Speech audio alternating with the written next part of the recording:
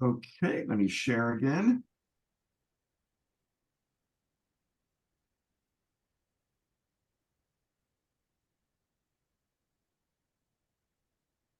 There we go. Sorry about that. Just needed to get everything set up, everybody. So thank you. Good evening.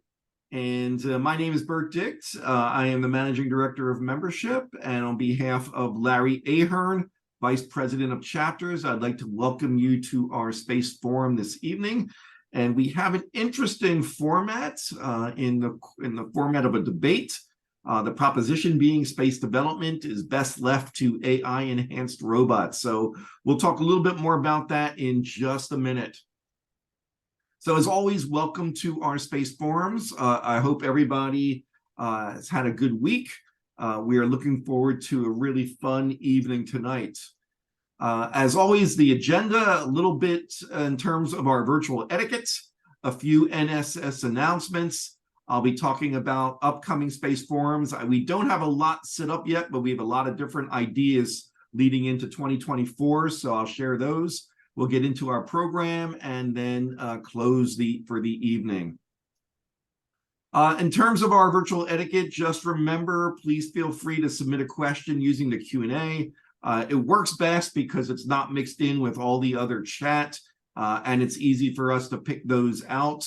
We will have Q&A after the debate is over. We did get a number of questions that were submitted beforehand as well. So we'll make sure that we try to cover as many as possible. Also, again, feel free to use the chat and be respectful of the panelists and audience because, of course, everybody can see that. I see someone has raised their hand. We'll be taking those questions at the end. If you enjoy what we've been doing with these Space Forums, we welcome your donations. We are a completely volunteer organization, and a lot of our members donate also to support what we're doing. So we appreciate that. I'll thank you in advance for any donations that you make. And I will also post this into the chat so you have it. I would like to just let everybody know, I mentioned this a few weeks ago when we did the town hall. It is official now. We are going to be actually sending out an announcement tomorrow about our members tour of the Kennedy Space Center. This is operated by Galactic Medallion, a local travel company that specializes in these tours. It's going to be Friday, January 12th to Sunday, January 14th. It's 3 days, 2 nights. The Saturday is going to be the tour of the Kennedy Space Center, and Sunday is the tour of the Cape Canaveral Space Force Station.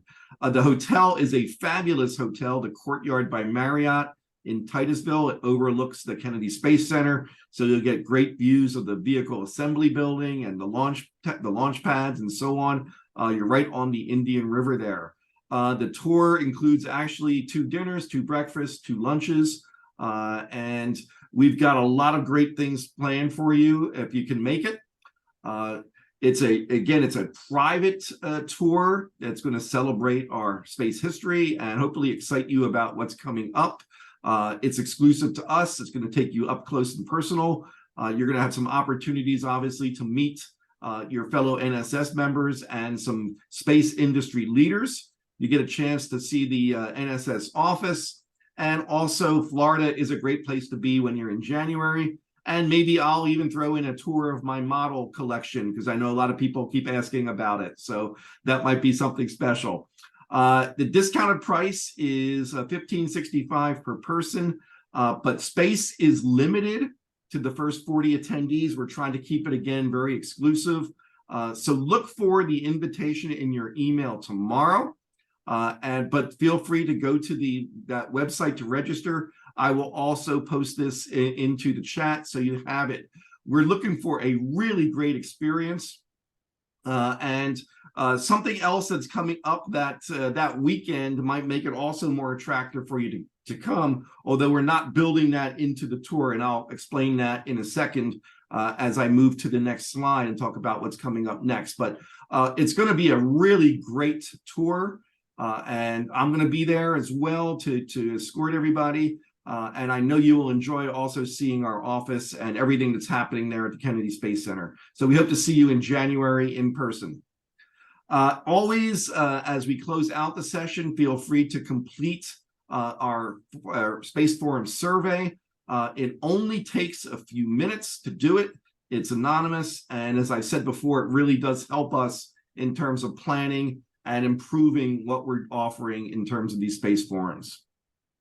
So what is coming up next? We're going to close out the year with Larry Boyle. Also, we've had Larry the last few years. I don't know if Jim, if you're going to be on that one as well. Jim Plaxco, who's one of our speakers tonight, typically works with Larry on that. But that's our year in space coverage. It's really enjoyable, so make sure you can attend. The thing I was talking about in terms of the tour, which is going to be great on its own, but there is a launch scheduled for that weekend, actually on the 12th. It's going to be a SpaceX Falcon 9 launching from 39A. It's going to be taking Intuitive Machines' Nova Sea Moon lander to the moon. And one of our members, Chantel Meyer, has a part of the payload on there. We are looking at trying to do some sort of a watch session or some sort of interactive session to share what's going on that weekend. But we're thinking about a space forum the night before, possibly, if we can. And we're hoping to have Jeff Koons, who's actually a renowned artist who is sending his artwork to the moon on the Nova Moon lander. So it really hopes to be an exciting weekend with not just the tour, but hopefully this launch. Obviously, launches can change. There's a 6-day window starting on the 12th for this launch. So we're keeping our fingers crossed that everything will align both with the tour and the launch. So more to come on that. But in terms of lining up what's coming up next in our space forums for 2024, you can see we have a lot of different ideas. Bob Seek, the Space Shuttle Launch Director, who I believe has launched 57 space shuttles. So he's offered to do a space forum for us. John Zarella, who's a former CNN space correspondent, has also offered to do that. Our hosts at the Center for Space Education, the Astronauts Memorial Foundation, we're going to give an overview of what they do to celebrate and recognize those astronauts who've been lost, plus everything they do in terms of education. We've got a great presentation that was done at our Space Settlement Summit on Space in the Movies by Danica Vallone. Grant Anderson talking about spacecraft life support. He also gave a great talk at the Space Settlement Summit. John Reed, the chief technologist for United Launch Alliance, and Mike Snyder, one of our directors, Made in Space. We had a Huntsville Marshall Space Flight Center engineer scientist who we originally scheduled earlier in the year to talk about the Parker Solar Probe. We're trying to get that rescheduled. A planetary exploration discussion by a planetary geologist, and the Webb Space Telescope update. And finally, Jonathan Ward on bringing Columbia home. So we're hoping to get all of those scheduled. So stay tuned for that. A lot of work, but it's going to be a great year for space forums. And we'll also have some town halls mixed in there as well. So with that, it's time to move on to our program. And before I introduce our Space Ambassador panel, I would like to turn the floor over to our CEO, Anita Gale, who's with us tonight. Anita, I'm going to just stop sharing for a second. There we go. Oh, you're on mute, Anita. Sorry. There you go. Perfect. Yeah, well, I'll do that. Yeah, not mute now. Yeah, space forums are one of my favorite member benefits. And of course, non-members can enjoy the space forums as well. You're welcome to forward the invitations. And we hope that, as Bert had indicated in his earlier remarks, that people who like the space forums, that member benefit, will also join or donate. We were actually, among the 5 of us, we were talking before we got live with all of you. We were talking about another program coming up. We started just last month, and this is a benefit of having the the headquarters at Kennedy Space Center.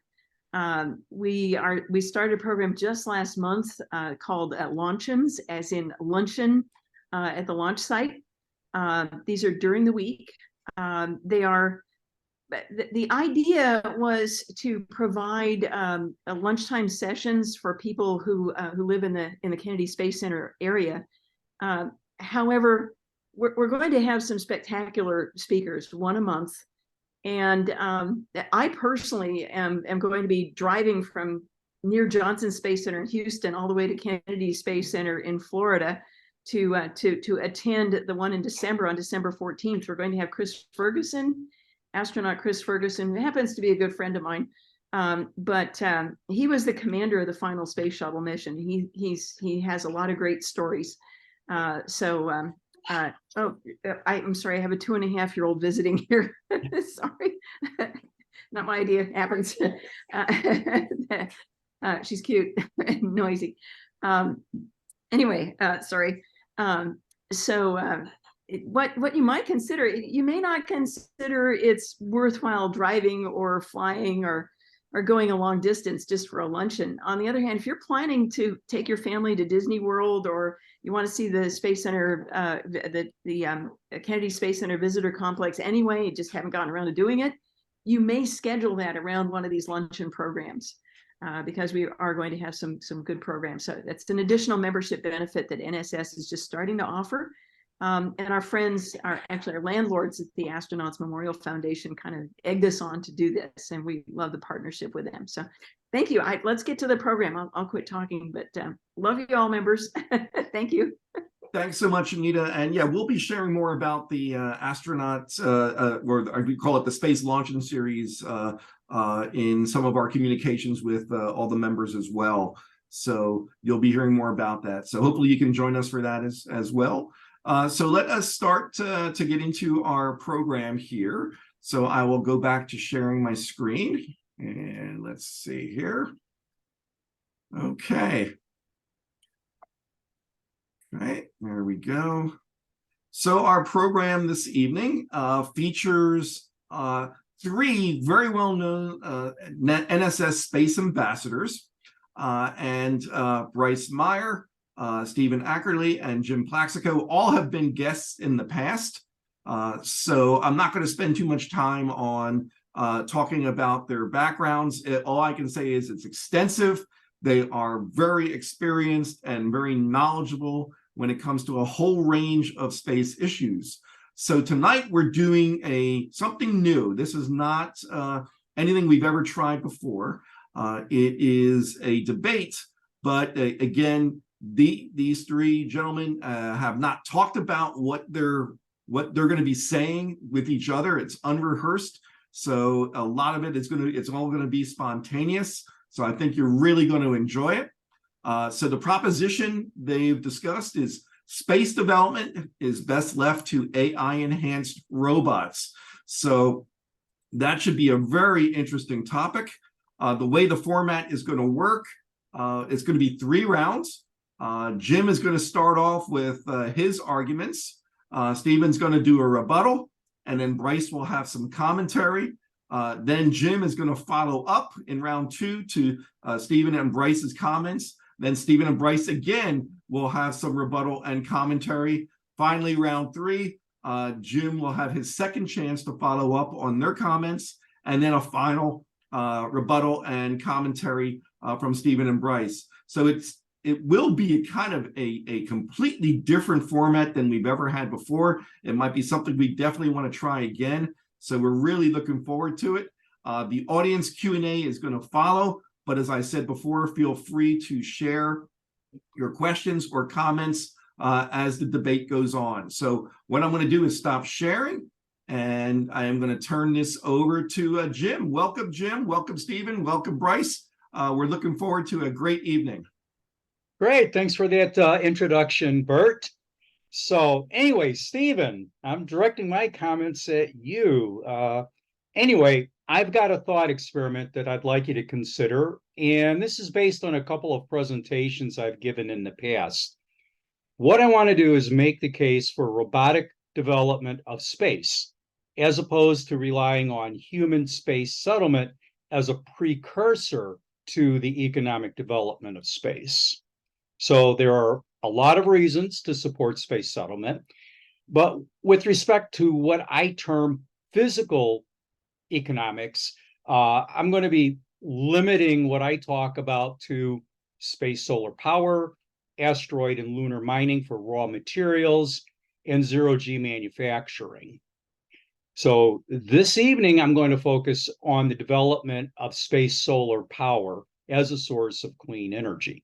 But the observations I make with respect to this project apply equally to the other two areas. So you may recall that one of the main economic rationales for the construction of an L5 space colony was to build solar power satellites. And for Gerard O'Neill's original Island 1 space colony proposal, which by O'Neill's own estimate would have taken some 20 years to build and would have had a population of 10,000 people. For comparison, consider that it took almost 20 years for the ISS to go from project announcement until construction completion.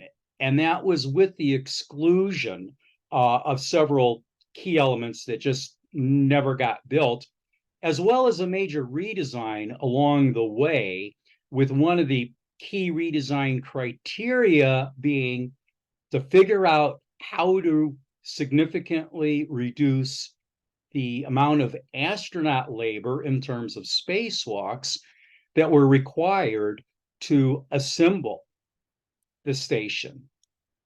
So in an analysis of the financing of an Island 1 space colony, again, a home for 10,000 people, Freeman Dyson did an analysis and estimated that it would cost $96 billion to build, which in 2019 dollars works out to about 456 billion.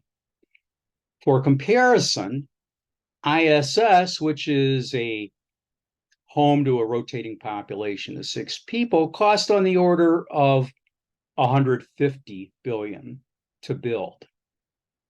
And another cost estimate that came out in 2014 from the National Research Council, that estimate was that the cost of a conjunction class human mission to Mars would run somewhere between 300 billion and 600 billion.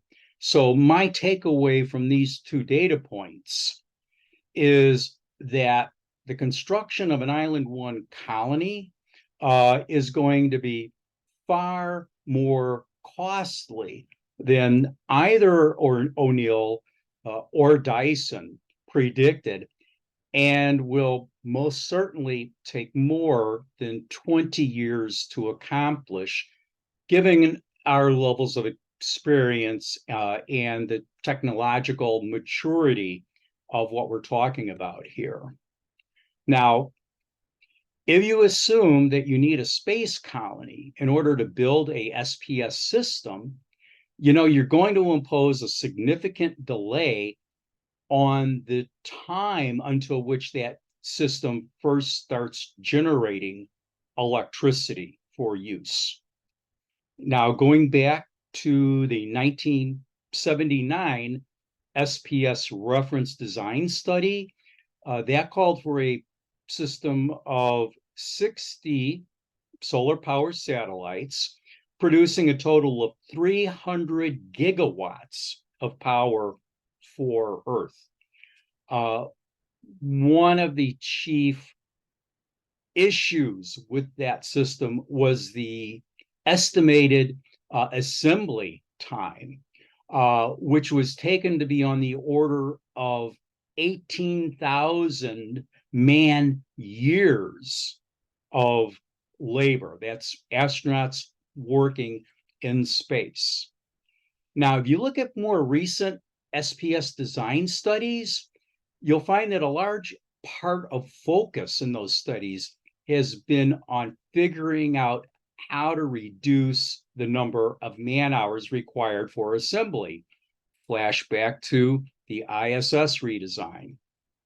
Now, I had a conversation with John Mankins a few years ago about a fairly recent SPS design proposal. And I'd asked him, well, how much human labor is required to assemble this space station, or excuse me, this solar power satellite system?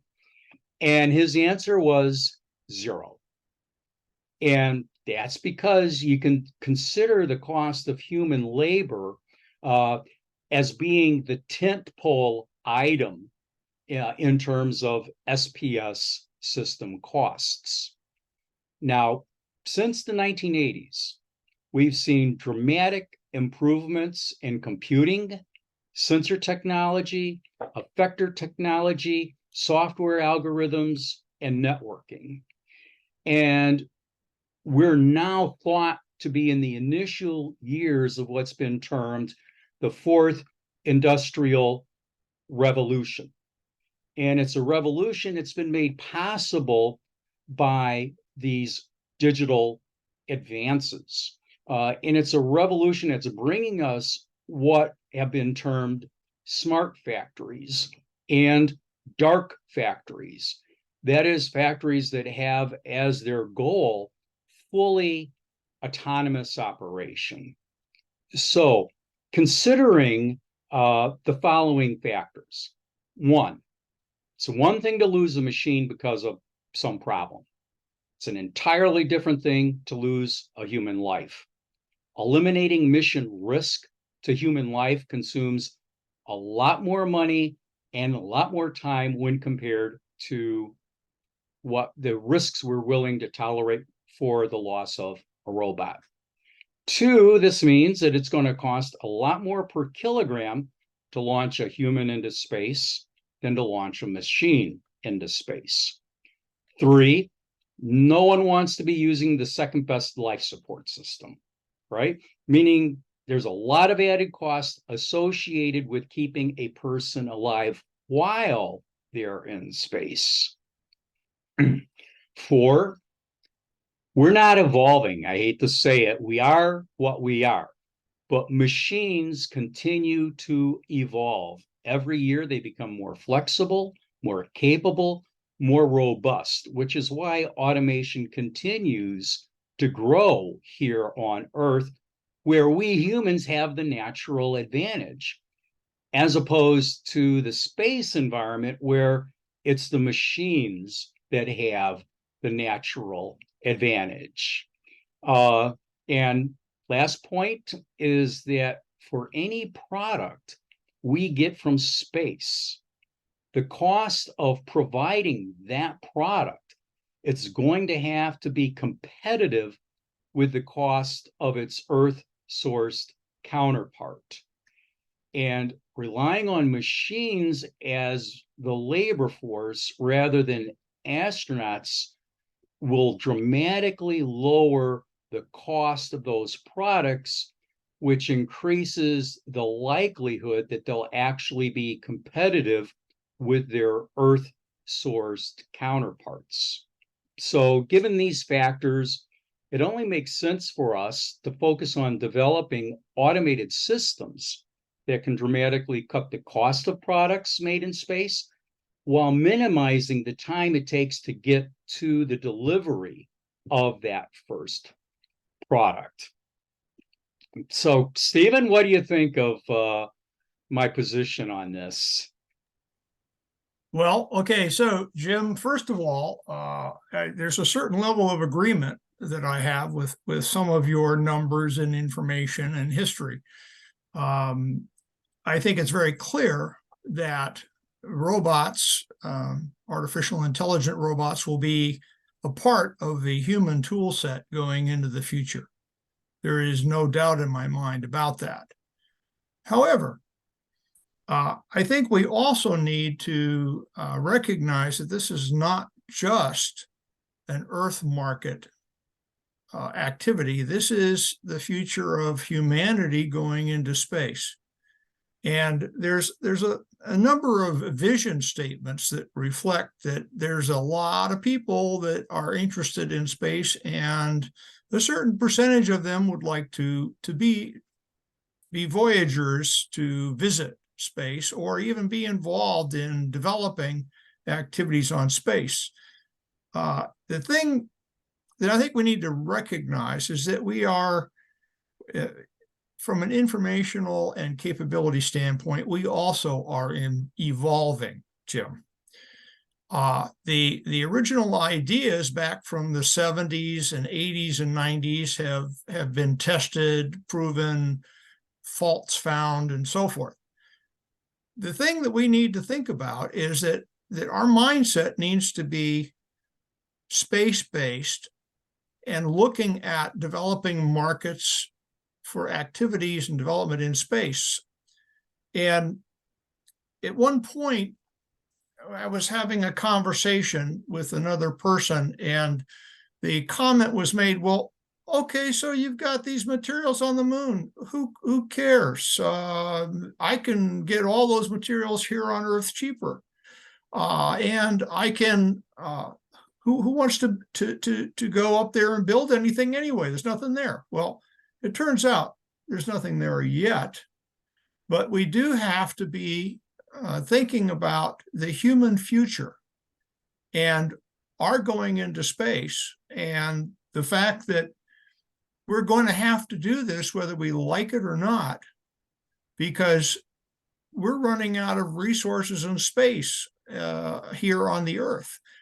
And so our future needs to be mindful of where we're going in the future. And so, again, I think it's important to have a space-based mindset, not just the Earth surface mindset. Now, I guess the other thing I wanted to point out here is that, yes, the artificial intelligent robots are doing wonderful things exploring the planets and doing exploration on planetary surfaces, whether it be the moon or Mars. But every one of those missions has a large contingent of people monitoring and managing and providing additional instructions to the robotic systems to make sure they don't, one, get into trouble, or two, figure out what's gone wrong and fix them. And you can take any of the robotic missions and you will see evidence and reports of things that have gone wrong, where people have had to interject new programs or reboot systems because something went wrong. And I think that for all of the promise of artificial intelligence in robots, the fact of the matter is that they are not foolproof, and they probably never will be. They're continually going to be prone to the preconceived notions of the mission that were set several years in advance. And so how do you adapt? Well, you develop a new subroutine or a new program and load it up to the operating system and let the robot adapt and do the next set of instructions.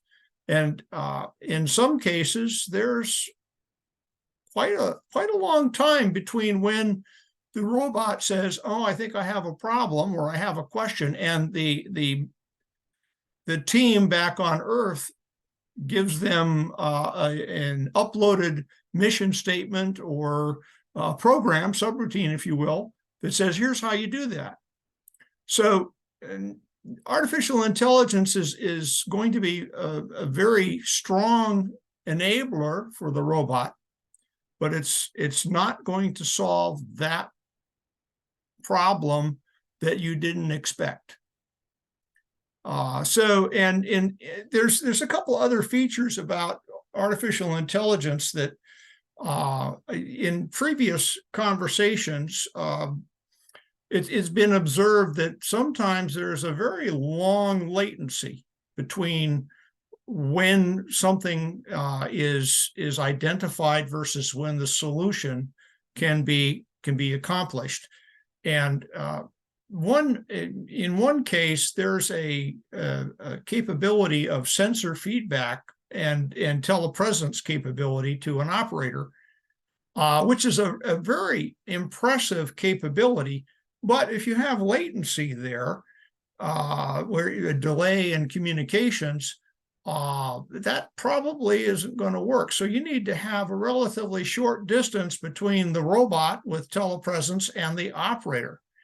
And I believe that what we're going to find in the future is that every astronaut or every person in space is going to have at least one artificial intelligence robot that they're in charge of and a mission that they're trying to accomplish. And they'll be required to be programmers and communicators. It's not going to be just turn it loose and let it go, because it's going to crash somewhere. Something's going to go wrong.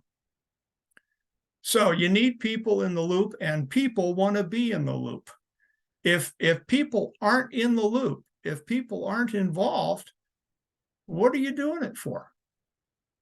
Okay, so Bryce, I hand it to you to make comments. Okay, so a couple big ones here. So we keep saying the words artificial intelligence, right?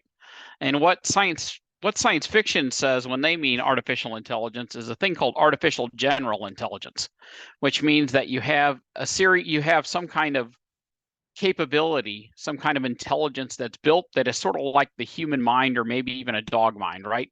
Which can adapt to situations and program itself to respond. That is an ideal state, and we are not there yet, right? But it doesn't mean that AI is not exceptionally useful for many tasks, right? So currently, for example, we have factories, we have Amazon service centers, right, that are rich in robotic assets, right?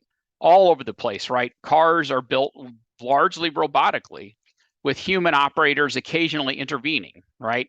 But those robots operate strictly on rule sets, right? So when you're talking artificial intelligence, you have a couple of classes of things you need to think about. Is it something that I can make a rule for, and will it respond to those rules, right? Is it something that it can classify based on looking at it and then respond to that classification? And then, especially in the case of robotics, how disposable is each robot, right? So there are things I can do with large aggregates of robots if they're cheap and I'm willing to lose them in order to do things like, let's say I want to find all the gold in a crater, right? So I could release 100 disposable robots, 30 of them find gold and bring it back, 30 of them die, right? That's wonderful, right? But as you aptly pointed out, right, there's all AI that we have is really focused on specific tasks, right? And it's programmed for specific tasks, right? So we could give robots the capability to build the outside of the factory. Then you're going to have a whole nother set of devices that go in and populate the factory with machines, and a whole nother one that puts the machines in there. But finally, the thing about robots, especially in space is hard. And chances are any robots that we're going to use to make stuff aren't going to be cheap. They're going to be expensive. And so you're going to have some augmentation of these robots at a minimum, is to handle the fact that they aren't that resilient with some kind of human presence, right? Somehow humans are going to have to partner with these devices in order to get anything done, right? So if we're going to build a space solar power plant, you're going to have at a minimum of telepresence if it's close enough that you can put humans somewhere where they can get there in a low latency manner. If you're talking the moon, you can't move a joystick and have the robot respond in a sufficient time. So the other thing to deal with latency is you sort of have this kind of trade-off, right? So the question then is, you have to have more processing power and more artificial intelligence if the latency is long and there is not a human nearby.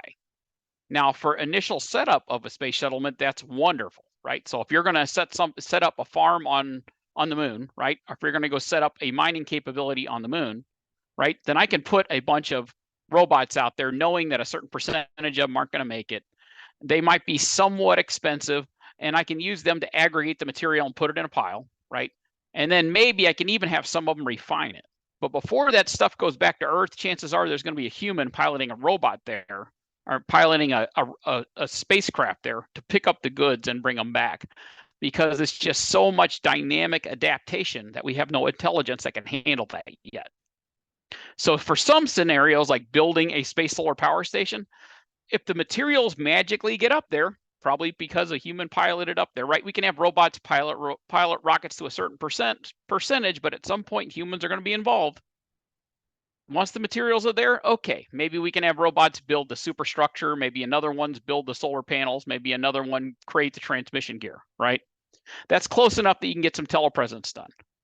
We go out a little further, and now we're talking lunar bases and things like that, where we want a true lunar capability. And now you're going to have humans, because of the latency and because of the limits on artificial intelligence, to fill in that gap in between, right? To fill in the gap in between the level of AI that's going to be available at the time, right? And the different classes of AI that are available, and then adapting for the fact that there's some latency and the fact that robots are not resilient, right? Some robots are going to be expensive enough that you're just going to have them fixed. And you can't always have a robot to fix another robot and have it done right, right? There is no more adaptable robot than us. So it's some combination. And I mean, we already see this in warfare now, right? We already have combinations of humans and drones that already operate on the battlefield to collect intelligence, to perform missions and do things like that, right? Further, if we do have humans out there, you're probably going to want the robot to set up the space farm, which is, of course, one of my favorite topics. But the other thing we're not talking about uses for AI. AIs are also likely going to be the control system in the background, right? They're going to be the AI that's not, I'm not even talking about robots. You have other kinds of artificial intelligence that are critical, right? You'll have intelligent agents that will work with humans in different scenarios, that will provide the little smart book that they look at and go, okay, the following 10 parts broke here, and the artificial agent will tell me how to fix those 10 parts, right? So that way I can have a technician do it instead of a PhD scientist, right? It's also possible that humans, the overall control systems, will manage that life support system, right? And keep it running, right? They can adapt to problems even before the humans know they exist, right? So then 99% of the problems are fixed before the humans even touch them, right? So that kind of thing can happen too. And that already happens on networks on Earth, right? Network monitoring systems already do that kind of thing using artificial intelligence. So there's many classes of AI. They're not just robots, right? There's other scenarios where AI would fit, and their best working is when they partner with a human at some scale because of the resiliency of humans and the ability to adapt with when latency is a problem, right? So they can't be telepresently operated. Therefore, there must be one human somewhere that can at least respond to some of the goofy things that happen that are unpredicted by the AI programming that's in these systems. So that'd be my initial thoughts on the fact that different classes of AI, we don't have an AGI, right? So that all AI is essentially programmed for certain functions. Humans fill those gaps, right? So it is the partnership of AIs and humans at some level that leads us to the ability to do things in space, whatever they are, whether it's mining on the moon, colonizing Mars, or harvesting asteroids, right? So it's that partnership between not just robotic AI, but other kinds of AIs, artificial agents, portable device AI, control system AI, all of those working together with some population of humans to finally get to the point where you can get to further classes of settlement or further classes of utilization.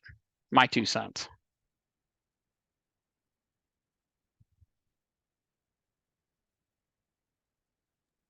Should I take it from here, Bryce? Go ahead. All right. So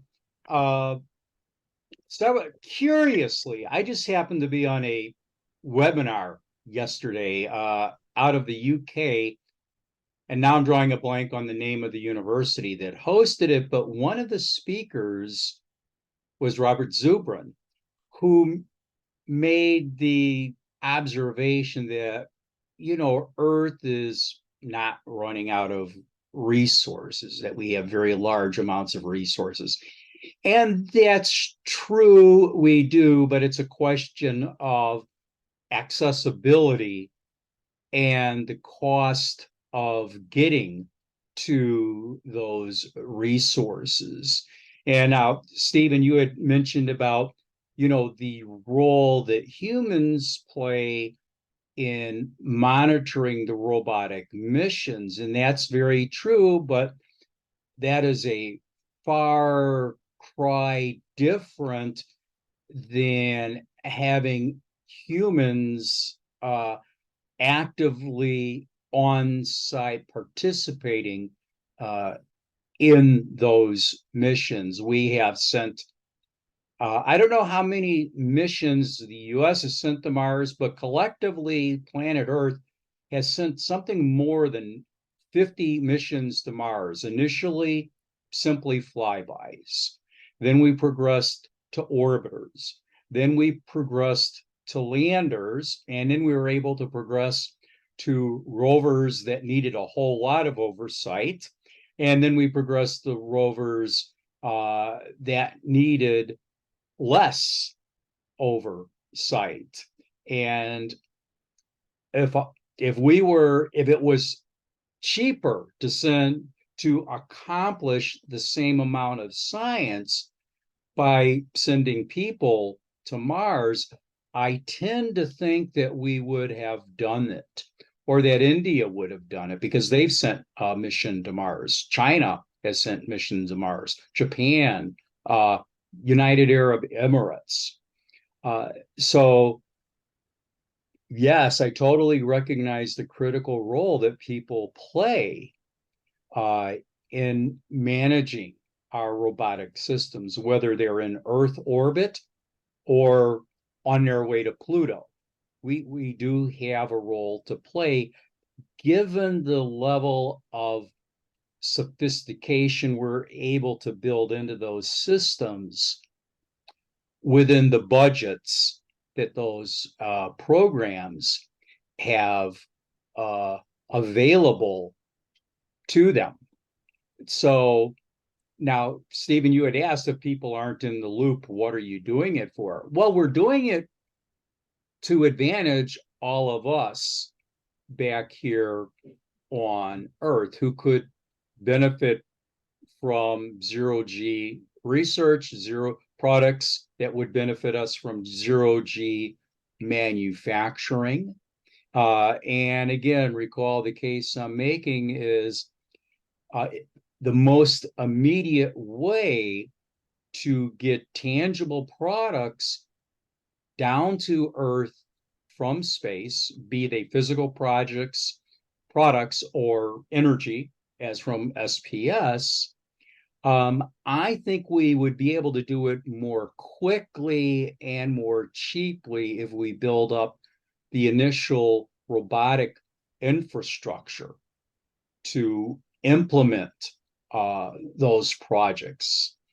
So because we are willing to take much greater risks with a machine than we are with a human life. And granted, they're not perfect, they'll need oversight, but that popped into mind a book written by Isaac Asimov quite a few years ago. The title was The Relativity of Wrong. And it was his perspective on the advancement of science, how, yes, science frequently gets it wrong, but science continues to evolve. We learn from our mistakes, and science gets progressively better in terms of its predictive capabilities. And I see that as being analogous with the advances that we have seen in sensor technology, effector technology, particularly algorithmic technology. It's not just that we have more cheaper CPUs available now, but our algorithms that our minds designed have gotten a lot more powerful and efficient. And that translates into more capable and versatile robotic, or if you will, automated types of systems. So That is the perspective as I see it, is that perhaps the best path to space settlement is to first prove out the benefits to Earth of being in space. And the best way to do that is by coming up with a methodology by which you can start producing those benefits in the shortest period of time at the least cost. And as another analogy, I would point out that there were quite a few people in the science community who were opposed to ISS, not because they were anti-science, not because they were necessarily anti-space, but they were looking at it from a budget perspective and saying, look, we can, their argument was, we can accomplish more science for this given amount of dollars here in our laboratories on Earth than you will be able to do in space with the same amount of dollars. And now, of course, that argument totally ignores the value of being able to do research in zero G, because it's not all that easy to replicate here on the Earth. So I'd like you to, just consider it as a more of a evolutionary systemic approach to moving out into space. So over, Stevan, to you. Okay, thank you, Jim. That was a fun review of some of the ideas. Let me just point out one thing that I have heard this bias before. Let me suggest that there are two thought forms. One is Earth-centric thought form, and the other thought form is space-centric. When you go into space, yeah, there's a lot of things that you need to learn. It's a hazardous environment for sure, and it costs a lot of money, and it's hard to do, granted. But when you go there, you don't go into space with the idea that you're bringing something material back to Earth. Okay, that's not going to ever work. What you're doing is you're going into space, you're going to use the materials that you find in space to build things that provide you functionality. You're not bringing it back to Earth. That's never going to work. So when you go into space, you're looking for information, and you're also exploring. And one of the things that you're trying to do is figure out, well, how can I do this in a way that it's less expensive? Well, one of the ways you do this less expensively is you figure out how to have people live on an environment that they can be sustained in. The International Space Station is not a friendly environment. And you're never going to want to put people long-term in zero G. You're going to want to have some sort of gravitational capability for the people to have a quality of life. So to be thinking about using the materials to build what you need in space, and also to provide the services back to Earth. And I want to emphasize services, okay, not material. If you're building a solar powered satellite system and you're sending energy back down to the Earth, you're not bringing materials back. You're providing a service. You're providing power, or you're providing, in the case of communication satellites, you're providing information flow. So again, that is the space-centric mindset, not Earth-centric. Earth is going to get services and information. And when people go up to live in space, they're going to need robots in the hazardous environment, but they're going to need to have quality environments to support life. And so you're going to have to evolve into the point where you have both artificial intelligence robots or advanced robotics supporting humanity, and you're going to have humans in the vicinity using the materials in space to provide their environment and their structures, but you're not bringing material back to Earth. You're bringing service. You're providing service and information. Okay, so that's my answer to your rebuttal, I guess. But okay, Bryce, it's your turn. Okay, so a couple big thoughts. Number one, if it's just science, people will tire of it at some point and stop funding it because they can use AI to generate any world they want. Right? They can already do that now. Virtual reality capability will increase. And eventually, the only people who are worried about it, if it's just science, will be the scientists. And as we know, scientists come up with a question, they get funding for that question and pursue the answer to that question, right? It's a very narrow focus for most scientific research, right?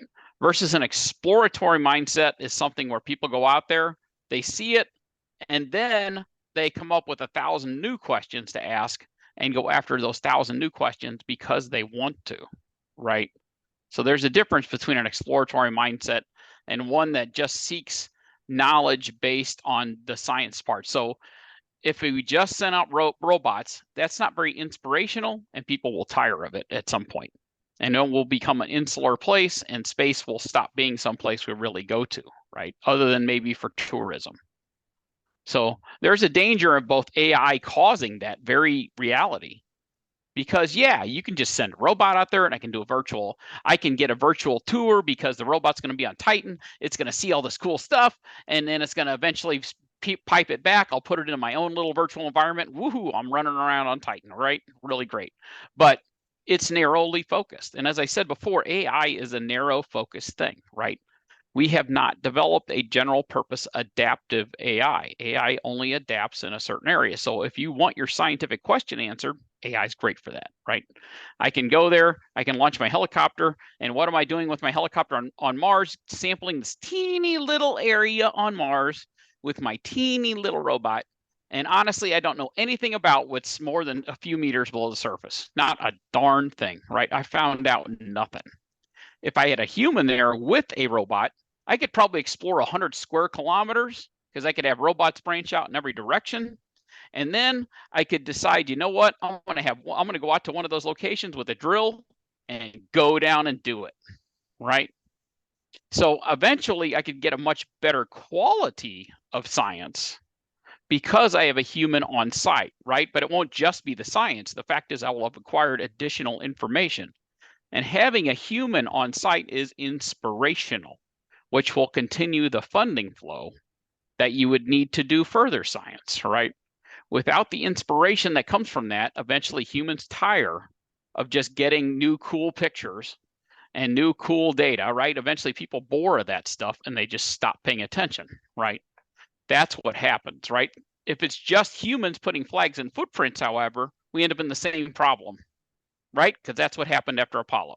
We had plenty of flags and footprints on the moon, people bored of it, pulled the money, right? So it's the combination of the ability, the flexibility that AI gives us and the inspiration that humans have by being on site. Now, does that come with a cost? Yes, right? So one of the beautiful things about an AI, having a robot go through and do the initial set of science is I now know where I could survive and land, right? So the AI sending robots down, finding my landing site, maybe even preparing a landing site, and maybe collecting all the data I ever wanted to know about a region for just because I want that data. That's all great, right? So I'm thinking maybe, let's say you wanted to explore right before the first astronauts get there. And in fact, you might even have the astronauts build the little teeny habitat with this little farm and get the plants already growing to the point where they provide dinner by the time you land. But then when you're there, the quality of data you will collect by having the combination of humans, those robots, and now, by the way, I'll probably bring a server with me that has some limited connectivity to Earth through bandwidth. But that server there, those server farm, will then have artificially intelligent agents on top of them that I can use to correlate the data from all those robots. And now I'm really talking, right? I can come up with other phenomena that all that data collection there, plus the server I have, plus the human together, will provide a level of quality of data that's beyond anything that we've seen so far, right? It will come up with all the surprise items that the robots alone would have never found. I mean, the robots are inspirational to get some data, but they're not as inspirational as having a human there that can do that additional correlation with the combination of artificial agents and the robots together that come up with the surprises, right? They'll have the ability, the human will have the intuitive ability maybe to say, you know what, there's a cave there. Let's go look at the cave, right? And a robot might not have been designed to do that, but a human maybe could modify 2 or 3 robots together, and now they're programmed to do it, right? A human could adapt them to go into that cave, right? Something that they haven't done already, right? So there's a lot of marriages that are enhanced by having that extra inspiration of a human. And by the way, now we have funding, right? Because now you've gotten the inspiration of a human there. So you can't just do flags and footprints. You can't just do robotic exploration. You have to have the inspiration of humans being there. And then, by the way, now a human's there. Now I'm starting to think about, you know what, they can survive there. Maybe I can, right? And you start getting the people like those Polynesians who are crazy enough to cross thousands of miles of ocean with their family and just settle on an island, right? So you'll get those kind of percentages of people that will see that and now decide that maybe it's worth it, right? And since when you do AI-assisted robotics, like I said before, that the type of astronaut will change, right? Right now, astronauts are experts. They're scientists, they're top-level engineers and test pilots, right? Occasionally, you got a couple tourists going up, but minus them, the real hardcore professionals, what are they, right? They're PhD level people. That's eventually not going to be the case. Eventually, you're going to have technicians up there that are going to have to assist all these AIs, right? You're going to have technician level people that will start populating, right? And start seeding with that initial set that will eventually enable the AIs to go further, right? To do more things, build more pipe, explore deeper in the dirt, right? Do other kinds of things. And right now, even on Earth, when you do science in a lab, who does the grunt work, right? It's a bunch of TAs. It's not actually the principal investigator that does the crunching. It's a bunch of teaching assistants and a bunch of technicians who actually do all the crunching, versus the big idea proposer is usually a PI, right? Cool. So it's the marriage of the two that gets us both science, adaptation to get even more science and the surprises, and gets us the inspiration to keep our money flowing. And eventually that leads to having people live in further places.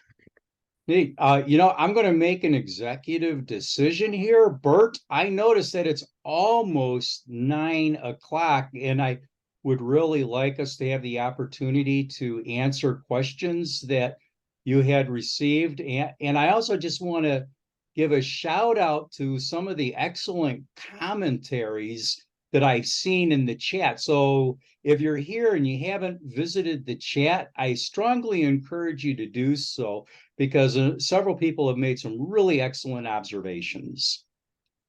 So Bert, I'm going to turn things over to you. Sure, sounds good. Before we get to questions, I'd like to show one slide, because I asked our members who registered to do a little survey as to what they preferred. And I don't know whether their minds have changed after hearing the great dialogue and the give and take between all of you. But let me just show this one slide, if you indulge me. Okay, there we go. Well, it looks like I went back a little bit, so I can move that forward now. Let's go. So we asked people when they registered, which approach did they favor? strictly human space exploration and development, and 5 of the individuals responded in that. Robotic space exploration and development, 7 said that.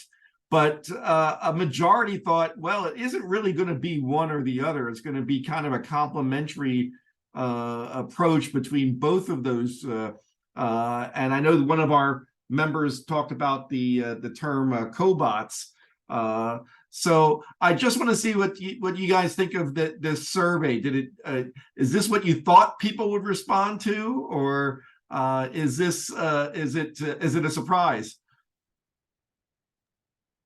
I think that the blended approach, given the nature of the question, that's probably how I would answer it.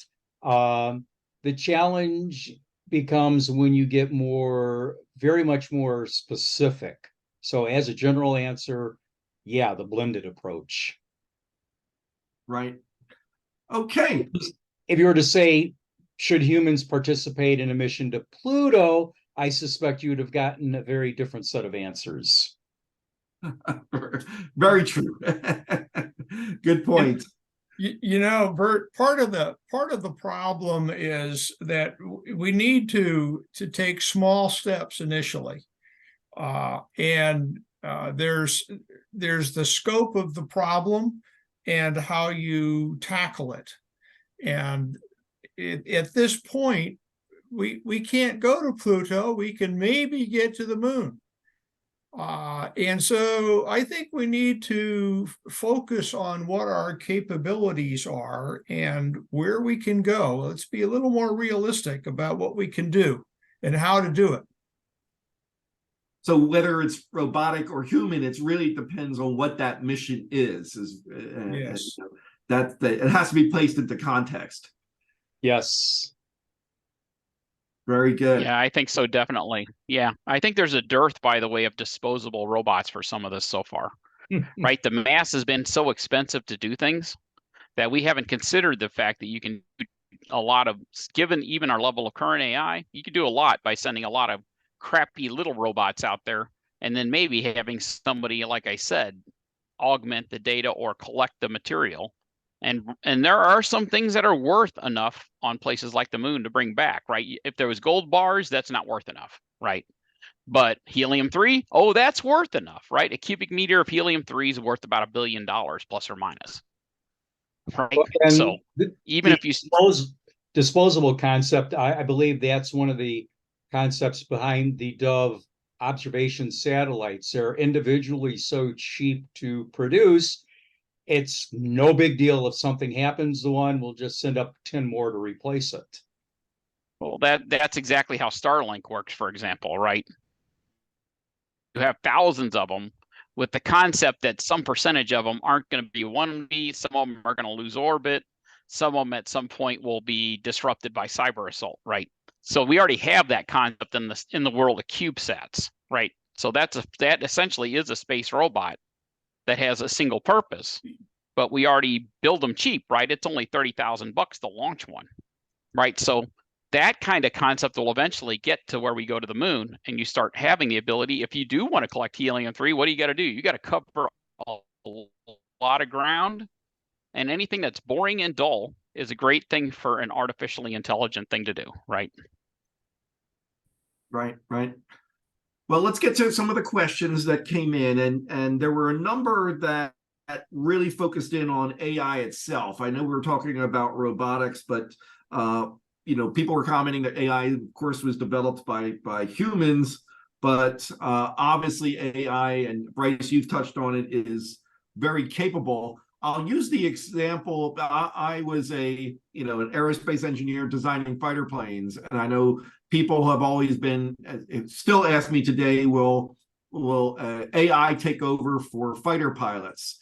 And I don't know that answer, but right now AI can't do what a human pilot can do, and in those terms. So I'm just wondering, Bryce, where do you see the state of AI now? And I know people are worried about what it might lead to. I know, Steven, you mentioned earlier, well, you mentioned in your write-up to me about Cylons and Battlestar Galactica. Is that what it's going to lead to? So I before you can have the discussion, where does AI stand in this discussion at this point? Let's see if it leads to number 6 in the latest version of Battlestar Galactica. Let's go. But other than that, so the current state of AI is, like I said, it's built for a purpose, right? So even large language models that everybody's used to, the Chat GPT, you type in something and it comes back with a response. It's built specifically to do a thing called natural language processing and then do a correlation based on a bunch of data it absorbed to spit out an answer. And most AI works just like that. It's just a math algorithm, a data structure, and another math algorithm to spit it out, right? So that's the most of the AI you see every single day, right? That means that when you go into Google, for example, and it says, "Did you mean this?" That's using Google BERT, right? That's a large language model that's coming back and saying, "Did you really mean this?" Right? And Chat GPT is no exception, right? It took a bunch of data, absorbed about 1 trillion pairs of data, uses 1 billion nodes, and spits out a response in human readable natural language form, right? So that's a dedicated AI. It's just like that with image recognition. In the case of most robots that we see on like Mars or something, it'll have 3 or 4 or 5 sets of low-level artificial intelligence that just essentially does correlation. It sees this or takes a bunch of sensor data, and then it meshes against a bunch of rules that are pre-programmed, right? The rules say, do this if this happens, do this if this happens, right? So you have the AI that's doing the correlation, and then a rules box that some human created, right? And then if it can't resolve the rules, okay, now it calls home, right? So that's the current state of robotic AI. And it's the same thing in factories, right? So in factories, the type of AI you see for a lot of control systems is a combination of fuzzy logic, neural networks, and rules, right? Heavy on the rules, right? So when it manufactures something, if it's within a certain range, which is where the fuzzy logic stuff comes in, then it follows this rule and does this thing, right? That's what happens, right? That's exactly what happens in our robots in factories. So that's the current state of the art there. And UAVs are very similar. They use a combination, again, of neural nets and rules, right? So they use 2 or 3 different small neural nets that'll correlate their sensor inputs and then have rules that will tell them in a response to do something. Same with landing a plane. You can land 787 right now, or 737. It has the capability. It's right. It can take off. Even the best AI cannot do. It cannot taxi a plane safely. And you have to ask yourself, what's the question? Why is our best AI not able to taxi, right? Because it's not the same as driving a car. That's why. Yeah. Right. And even our best cars, how many people would trust that car to drive by itself through city traffic with a bunch of people walking across the road? Right? Would you trust it? It turns out that, put a cone over the sensor, it's dead. Yeah. Right? So the state of the art is all of our robotic AI for sure is definitely, it has a couple different little pieces of baby AIs, but the rules define what's going on, and they're only able for a couple tasks. And then even large scale AIs like generative AI or large language models, again, are focused on a task, right? So it makes sense that in the future, you will have things that are capable of more tasks. Maybe they can link up 3, 4, 5 different things together, right? But they're still going to be something like that. They're not going to be as adaptable as something as a human brain, which has had a lot longer to design, just saying, right? We've faced a lot more factors, and we've had a lot more time for our minds to evolve, right? Our brains have adapted to a lot more stuff. I mean, honestly, a lot of our robots aren't past fish stage, right? Just saying, right? They're about like a fish, right? And even not even a complicated fish. I'm talking like a really simple fish. It's interesting as I was listening to this and thinking about the current situation going on in the Ukraine with the drones. And they could certainly use some higher level artificial intelligence, I think, to deliver their weaponry quicker and recognize where the enemy is. But you mentioned earlier the scenario of the fighter pilots and when is AI going to replace the fighter pilot? And it's in all of the reading that I've done so far, it looks like a hybrid solution is being proposed even there, that there will still be a pilot in the loop making decisions, and the drones will be basically wingmen that are expendable. And it turns out that if you read enough stories about fighter pilots and what they've gone through and what the purpose of a wingman is, and gee, the wingman is kind of right in the way. He gets in the way of before the enemy can shoot his partner. And so you kind of want an expendable wingman. But on the other hand, if there's suddenly a change in the situation and the decision is turn and run, the pilot can make that decision, but the drone can't. And so you're still going to want, even in that situation, no matter how capable the drone is or the robot is, you still want to have a man in the loop in case there's a change in the plan, an instantaneous change that says stop, change.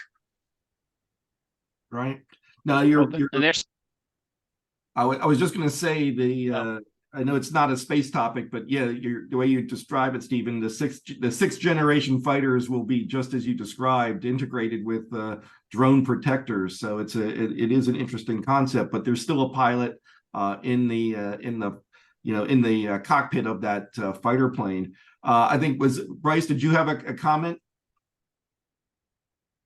Yeah, it's actually sort of, I see something flowing through the chat and it brought up a very good point, right? So the big things is that humans in space are not going to be knowing everything, and they're not going to have a chance to call home all the time, right? And so there's going to be many cases where you're going to have that AI give you the knowledge you don't have, right? It's essentially going to have to be more than just a search engine. It's going to have to be responsive to your needs. So medical is one of the ones that keeps coming up here, and that's a perfect example, right?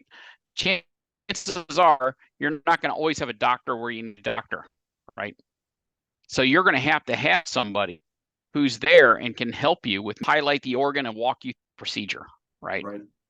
That's a perfect example of how and that's being explored right now in the military for that very same problem, right? So that the medic who doesn't have a medical degree, right, but has some training, can take a picture of the wound or have it look at that person, instantly pull up medical records and figure out how to treat some things on site. Now, if you combine that maybe with robotics, like you've seen in some science fiction, and in fact, it's not even science fiction, right? You have the Da Vinci robots on Earth, right, that already do telepresence surgery. You combine AI with that surgery capability and in an emergency, and I'm not talking all the time here, right? Because honestly, I still want a human doing the cut if it was me personally being under the knife, but it doesn't mean that I couldn't have that Da Vinci robot do some procedures, right? Stitches, maybe doing advances in AI maybe 10, 20, 30 years from now, right? Where you have enough processing power that's small, where now you have a combination of robotics and artificial intelligent agents that are customized to the situation and that respond to the needs of the humans, right? So like a combination of something like a large language model, which takes the language, feeds another artificial intelligent thing that now says, okay, here's the task you wanted me, here's the task that this question leads to, and here is how to do that task.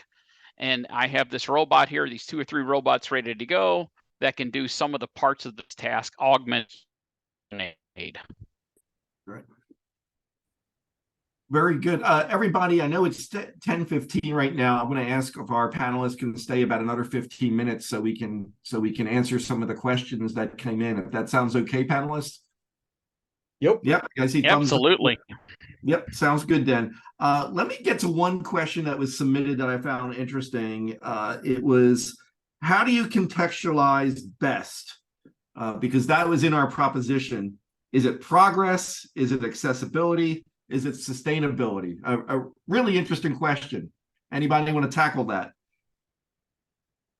Probably I would say sustainability, because that implies longevity, which implies that you'll have more time to build out and mature whatever it is that you're talking about, whatever your project is that you're doing. So I like sustainability, given the definition being the ability to do what you're doing for a longer period of time. Right.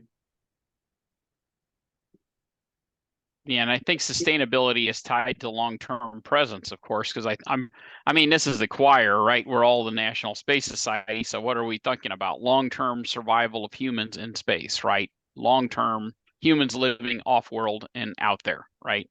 So obviously sustainability is probably the beat. If we don't do it long-term, why are, that's sort of our shtick here at the NSS, right? I Absolutely.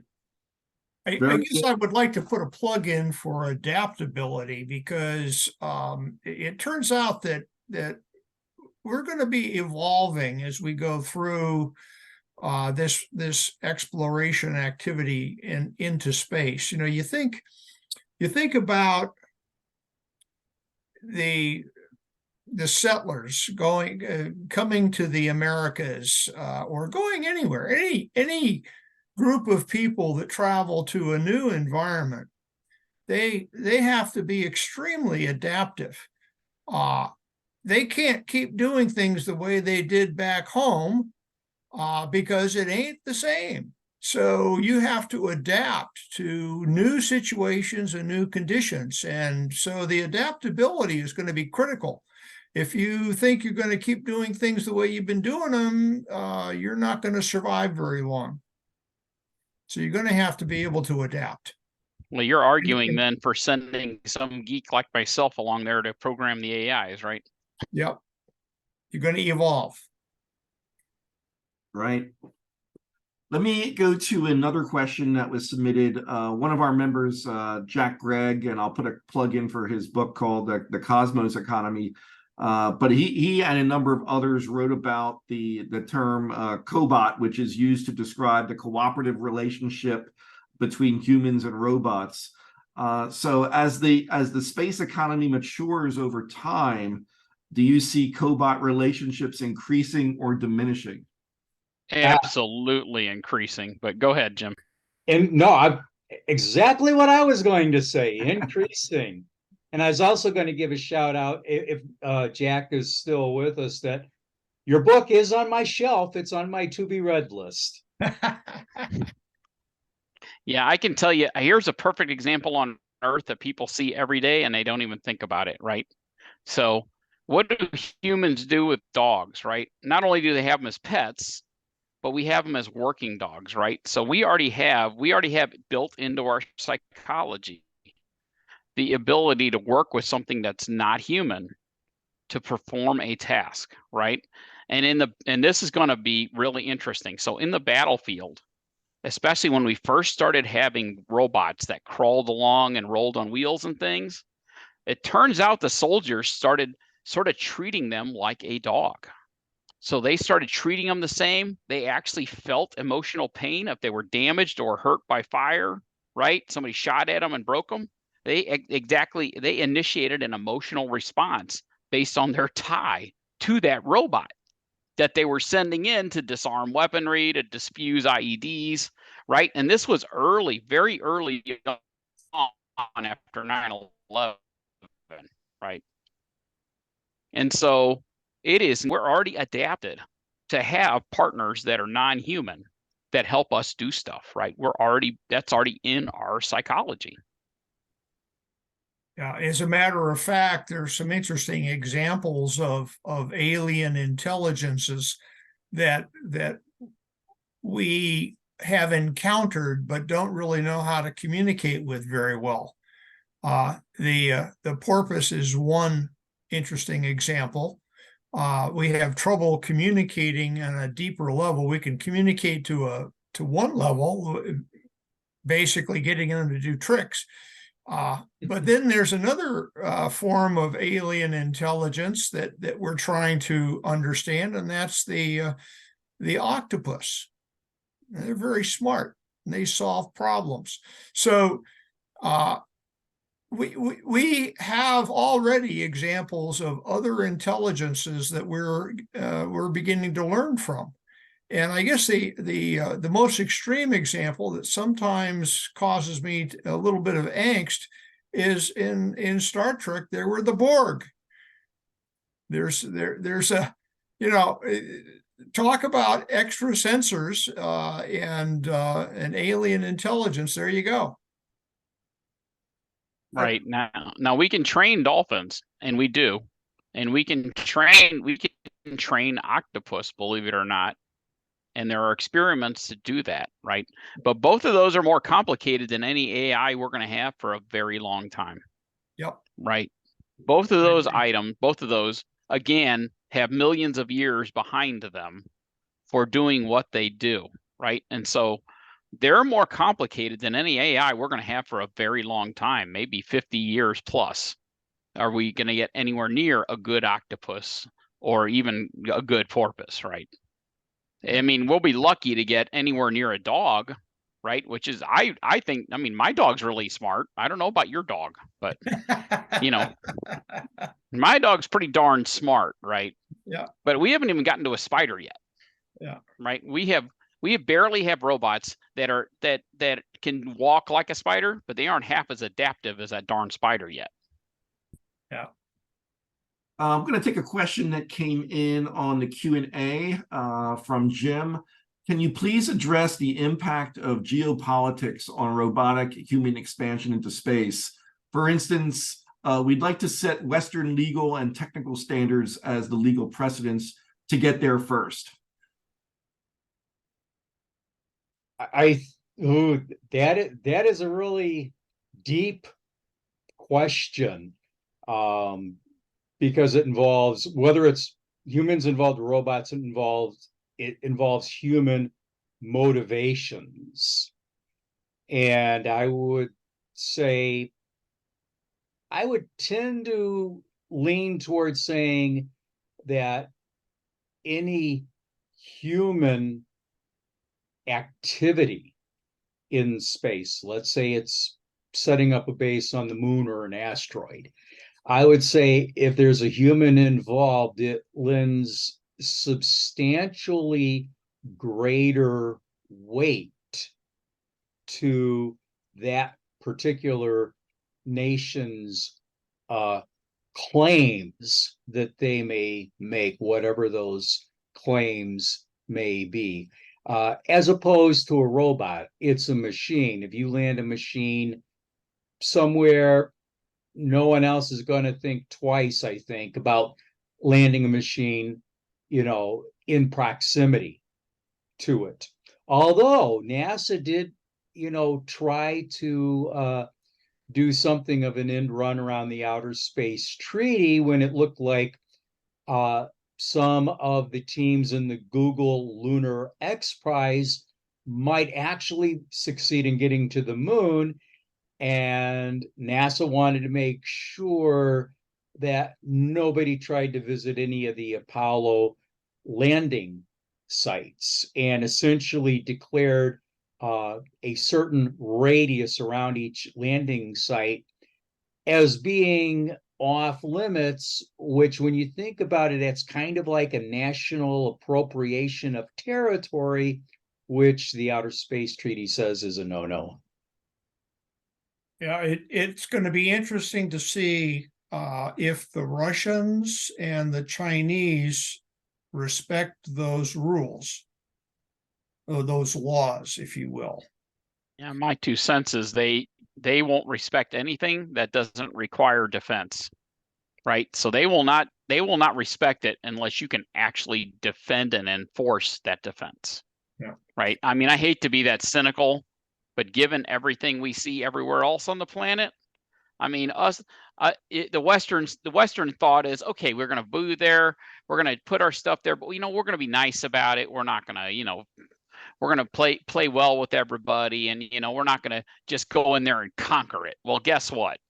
The reality is, unless you put, and there's a saying on this on Earth where it says you don't own it until you put a private with a gun on it. Sort of what we're talking about here, right? In their case, I could easily see the Chinese start staking claims and then start setting up robotic defense mechanisms around those claims. I could see that happening.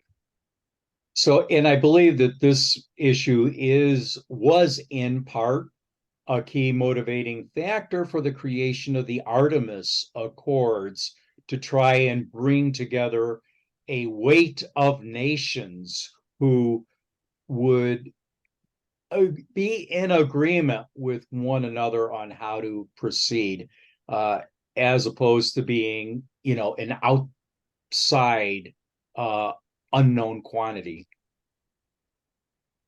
Well, the bad news about that is that the Chinese and the Russians are not members of Artemis, and they have basically said they're not going to be. So I guess my suggestion is it's a good thing we've got the U.S. Space Force, and oh, by the way, their domain is going to be cislunar space soon, Okay. sooner than later. It's obviously a very challenging topic. Let me take one of our members raised their hand, and let me allow them to ask a question. We'll try to get a few more in before we sign off. So Carl, I've turned on your mic, Carl. We just need you to unmute so you can ask your question.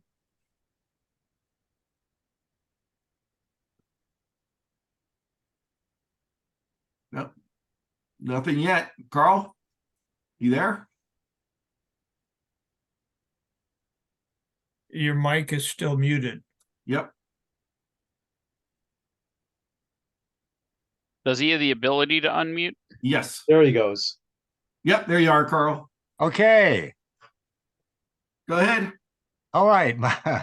My question is, in terms of our developing capability of modifying genomes, not only in other organisms, but also ourselves, what do you think about the possibility of going that route and considering applying that kind of modification to human genomes to make them more in tune and in line with the environments they'll be going into, and with the same notion in mind with the modification of DNA, applying that to the cognitive abilities of various kinds of animals on Earth to increase their cognitive capabilities.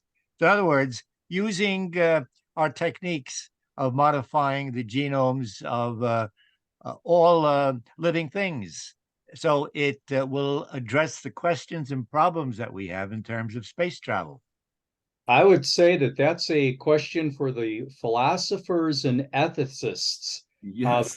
We've already seen something of this with respect to DNA manipulation, with respect to characteristics. Like, do you want your child to have blue eyes or green eyes, blonde hair, brown hair, 6 feet tall, enhanced intelligence? And this is something that has been a subject of debate.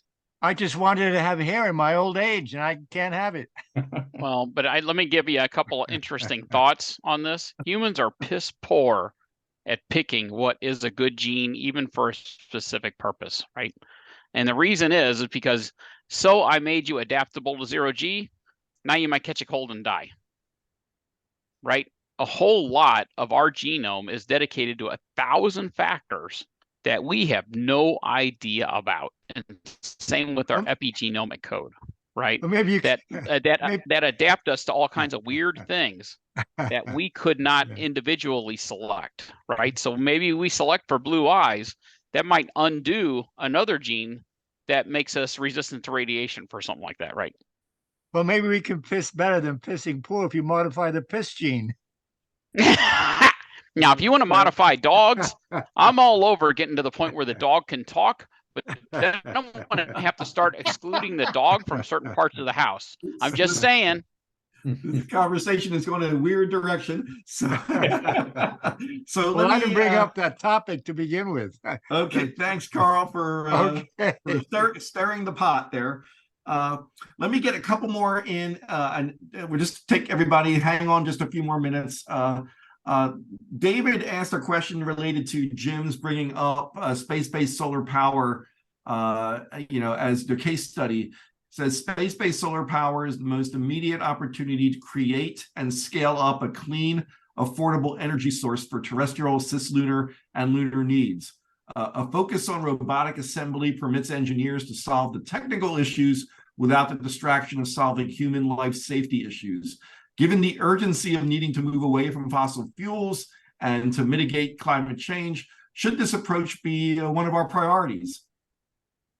Well, since I was arguing that very position, I would say yes, because, we have had a number of benefits, for example, from ISS, but I think the nature of those benefits is largely lost on people because they don't see those benefits in their everyday life.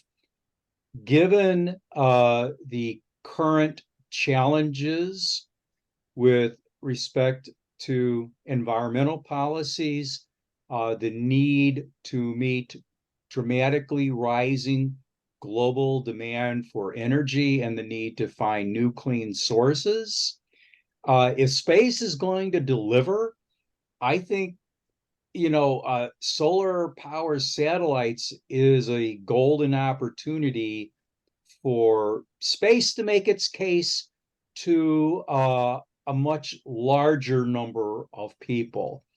And if it succeeds, it makes populations more receptive to undertaking other sorts of ventures. Sounds great, Jim. One last question, everybody, and maybe you all might want to tackle it. I liked it. A question from John. If you had to create a rubric to decide when we should send humans instead of robots, what would be on it? Very interesting question. Adaptability would be the first one. Okay. Yeah, adaptability. How well, the bigger question is how what kind of robots are we willing to send, right? So the part of the rubric would be how much are we willing to spend on robots? Are they expendable? And what capabilities do we have right now, right? And then the next part of the rubric would be what's our communication bandwidth, like we've already talked about, right? To whatever the destination is in case a human needs to call, right? And then the following one is how dangerous is it to send the human there, right?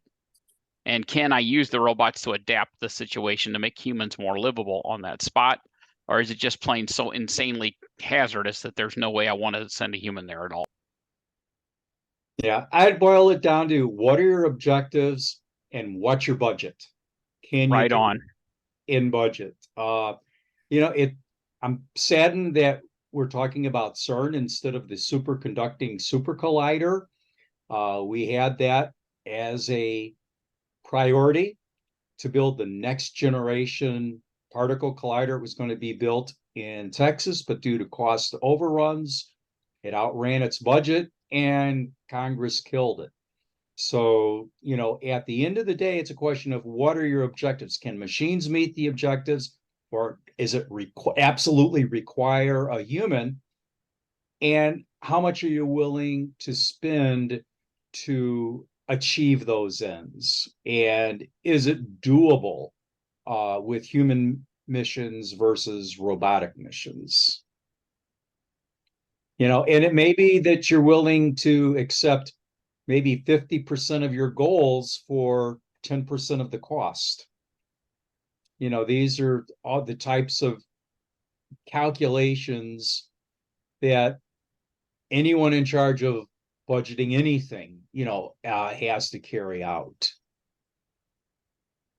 Right. It's the same, and it's the same kind of calculus you have in with a lot of military scenarios, right? It's sort of the exact same kind of thing, right? Can I do it remotely versus do I have to risk somebody to do it, right? And it's the same thing here. Now we have the extra burden of the fact that we want people to live long term in space, right? That's sort of our thing again, right? And we know there are people who are going to be crazy enough that they're going to want to do it anyhow, just because they're that kind of person, right? They're the type A personality that just want to go. So, I mean, I don't know if that factors into the rubric, but I mean, is it such a national priority that we're willing, like you said, to spend the money? Look how much money it would cost us to send somebody to the moon, right? It wasn't cheap. 4% of GDP, right? For what, a decade? You know, So, there's yeah, an we had the will and the money. 4% of the budget wasn't GDP, or it wasn't gross domestic product. It was the 4% of the budget. I misspoke. My bad. Yeah. Which leads to an interesting thought is whether or not we would ever be in a position where we would be willing to accept individuals accepting substantially larger personal risk in order to do something in space. For example, you know, well, Bert, Stevan, Bryce, and myself have agreed that we're willing to accept the 5th best life support system so that we can afford to go to the moon. The fifth best, okay. Yeah, but will we be allowed to make that decision? Okay. Well, some of it's going to be taken out of our hands corporately, but that's a whole nother discussion. Well, but there's a real life case going on right now, isn't there? We have Elon Musk saying he's going to go to Mars. And so the question is, okay, he clearly is willing to take the risk. He's got the resources to commit to do it. And oh, by the way, he could fail. But now if he decides to do this and he pulls it off, are we risking, from a moral standpoint, infecting an indigenous life form on Mars that we don't know about yet? Now, John just brought up a really good point in the chat to look up Mars 1, which was that Mars, that one-way trip. Mars, one-way trip, one-way trip that Bass Lansdorp was pushing. There was a group of engineers at MIT who did an analysis of the Mars 1 project based on the limited documentation that was available. And their conclusion was basically, they're all going to die. And I don't know if it's still on YouTube or not, but there was a video of a debate between Bass and a couple of the folks from this team, and it makes for wonderful listening. And listening to the arguments made on both sides really convinced me that the MIT analysis was correct. Yeah. Well, look at it this way. How many of those people, let's go back to the Polynesians. They had a habit of sending out teenage boys to go find islands, right? Navigating by the stars, right? How many of those teenage boys never made it back? We don't know. But I guess they were disposable enough that they could send them out. On that, I think in some cases they were probably trying to escape execution. Yeah, it could have been. But the point is that humans have a history of, there are certain points where we say, you know what, we're willing to go out there and see what's better, even if it takes. I was just going to say that same thing. Humans have always been willing to accept the risk to explore, and settle. Because Yeah. guess what? Otherwise, we'd all be sitting in Africa, right? Right. Well, very good, everybody. I know we're way past the time. It was it went really fast. So I just want to thank our space ambassadors. I want to thank Jim and Stevan and Bryce. I hope everyone found this format interesting. I think I'd like to try it again because it led to so many different discussions and good points. So I appreciate all of your hard work in getting prepped for this and all the work you do as part of being a space ambassador and spreading the word. So hopefully we can get you back for something in the future. That would be great. So with that, again, just thank you for that. I'd like to also thank Anita Gale, our CEO, for joining us and giving us a great welcome. As always, everybody, I will share my screen one last time. And sorry if we didn't get to all the questions, but it was a very fascinating discussion. So again, everybody, thank you for joining us tonight. I remind you that we will be meeting again in 2 weeks to do our annual space year in review with Larry Boyle. So please join us for that. If you are in today's time zone, wishing you a great evening. If you're in tomorrow's time zone, wishing you a great day tomorrow and weekend ahead for everybody. Stay safe. Thank you again for joining us. I am saving the chat here so I can, let's see, there we go. Let me just save that so we can have it. I did get a couple emails, gentlemen, that people found this very fascinating. How can we continue this discussion? Is there any ideas what we might want to do? Because a lot of people are interested in this. Yeah, I have an inside NSS spot. I think a lot of us do, right? So you can hit us there for sure. That is a great idea. Everybody, if you're a member, go into Inside NSS and you can connect with everybody and we can have some great discussions there. I can when I send out the recording, I'll give some instructions on how to do that. But we're all in Inside NSS and that's the perfect answer. Very good, everybody. So I am going to stop my recording here. So again, good night, everybody. Again, thanks to our space ambassadors, and thank you all for joining us. We still have quite a few people who hung around for this, so that's great. Okay, let me just stop. And I want to thank